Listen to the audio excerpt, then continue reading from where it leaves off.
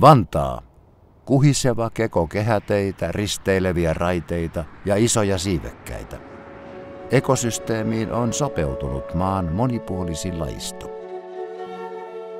Vantaaleilla on merkityksellinen rooli. Hän omistautuu rakennelmien ja kulkureittien ylläpitoon.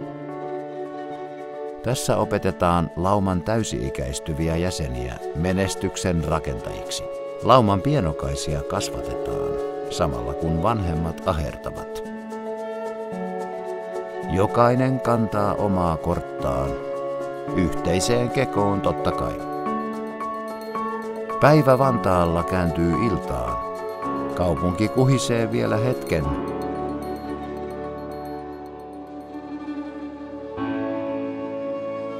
Tähän kukoistavaan yhdyskuntaan toivotaan uusia luontaisia tekijöitä.